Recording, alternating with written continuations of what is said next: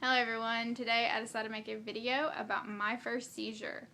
It started when I was about 12 years old and it began when I had the myoclonic jerks. The best way to describe what a myoclonic jerk is you have no control over your body. You can just fall on the floor at any minute. And it feels like someone's pushing your shoulders back or yanking your arms down. I would be blow drying my hair and just throw the blow dryer on the ground. And my family on both sides, no one has epilepsy or any neurological disorder, so we just chalked it up to me being, goofy or clumsy or maybe even a little dramatic. We had no idea that it was a sign that I would later have a seizure. Well, I had the myoclonic jerks for about a year. Over that time, I kind of got used to them, I would wake up sleepy and eventually over time they would stop. Well, I went to spend the night with a friend on a Saturday night. We stayed up all night. The next day, Sunday, I went and cut grass and went to bed. Everything was fine. I don't even think I had jerks that day. And I had a good weekend. Just a normal teenage weekend. And Monday came, I had to get ready for school, and my jerks seemed a little bit worse than usual. Like, they didn't seem to go away as quickly as they did on the other days I would have them. Well, I didn't have time to think about that. I was nervous because I was running late for school. I hadn't even had time to put my makeup on, so I have to do it in the car. It's me in the passenger seat, my mom in the driver's seat, and brother and sister in the back.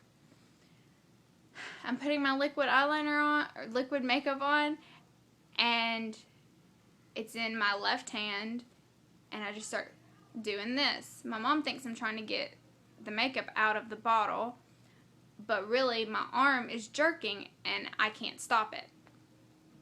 And I'm throwing makeup on my mom and I can't explain it, and she's like, just put your finger on the lid. I'm like, that's not it, it's my arm.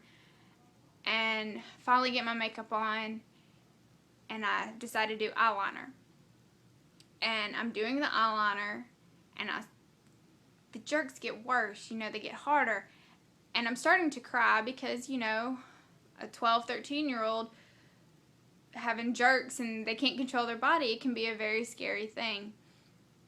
So I'm doing the eyeliner and crying, and my mom's like, just calm down, it's okay.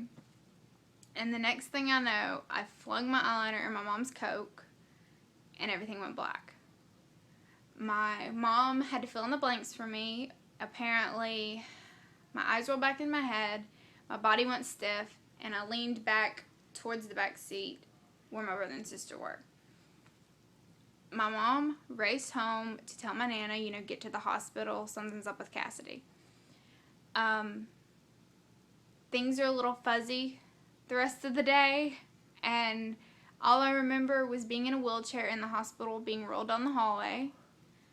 And then the next memory I have is waking up in a hospital bed with all of my family surrounding me. I have no idea what's going on, and frankly, I was too tired to care.